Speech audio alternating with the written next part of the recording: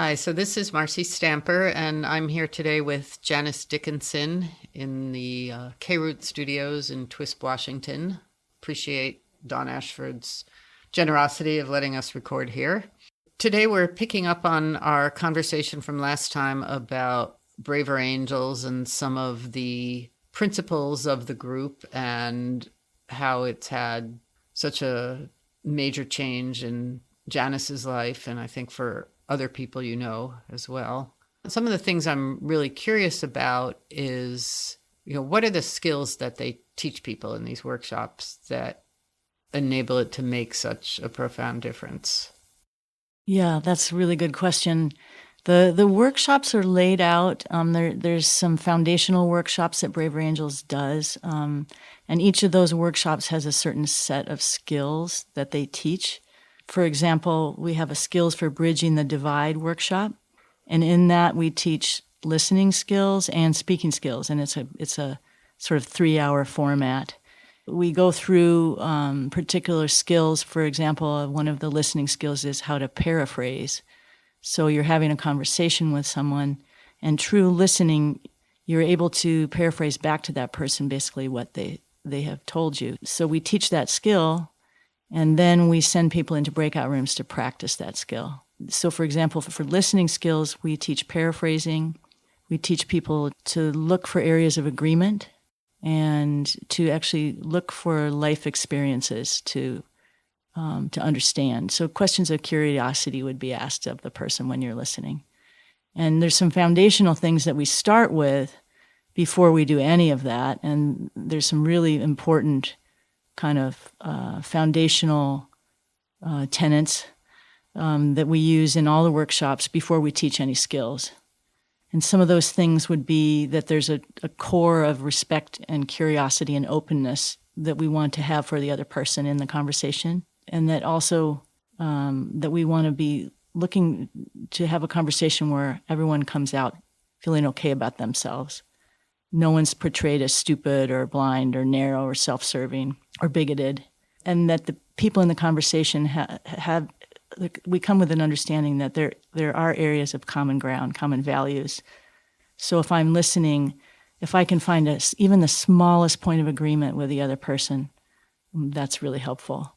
And then in the second half of the training, we teach people how to actually speak to the other person.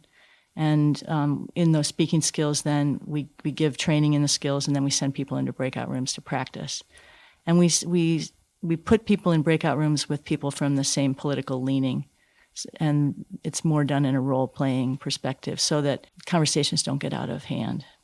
So the skills that we're working on in that workshop are basically the skills of listening first and then speaking second. And there's other workshops that go beyond that.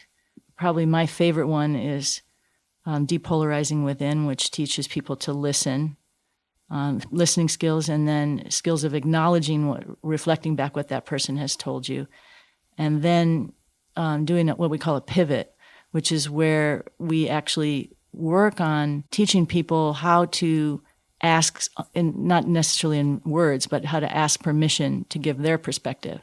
Because if you give your perspective without the other person being interested in that, then that's always a conversation stopper.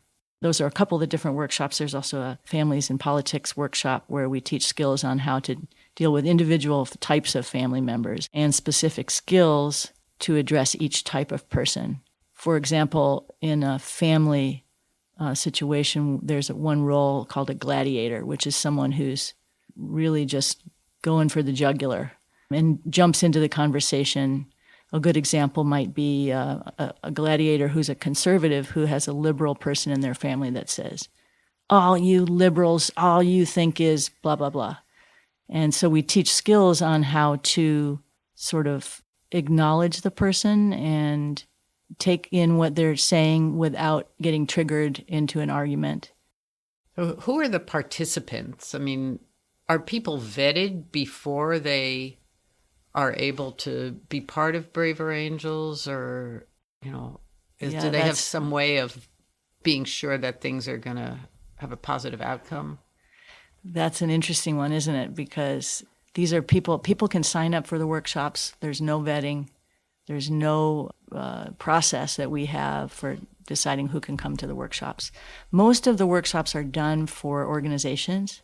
So, for instance, last week I did a workshop for a group in Wisconsin that were all people that networked together with state agencies, and they wanted to have a workshop on how to be able to communicate better with each other, knowing that they were both reds and blues in the organization. So the vetting process is through them in those situations, but there's national workshops where anybody can sign up. So we actually go through a lot in the beginning of the workshop, a lot of specifics on how our workshops run and what the ground rules are. I think I mentioned respect, curiosity, openness. The expectation is that people come into the workshop, they abandon their expectation to change the other person, to change their core attitudes and beliefs. And they abandon the expectation that facts will be agreed on and logic will be followed consistently. Those kinds of things are really important to do in the beginning. And then as a Zoom manager, we're all trained that if someone were to get out of hand, we can stop that person from being involved in the meeting. But I've done many workshops, I've never ever had that even come close to happening. And I think it's motivated by who takes the workshops.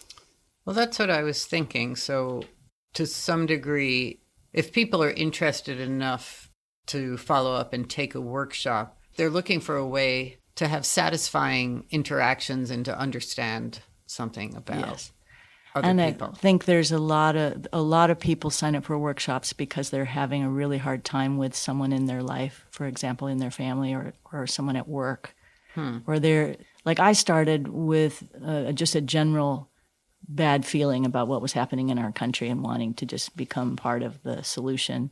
But I notice a lot of people really get hooked into taking one of our workshops because they're having a hard time in their life with someone or some people. Right. So the people who sign up for the workshops tend to be motivated, but I still have seen a lot of people come into the workshop and say, I just don't see how this could possibly work. But they don't, they do it in a way of just being honest. And occasionally people leave the workshop saying, I'm not sure much has changed for me, although that's also kind of rare. Usually people have some sort of movement in their ability to see how this could work, even if they can't do it yet. Even after just one workshop. Yep.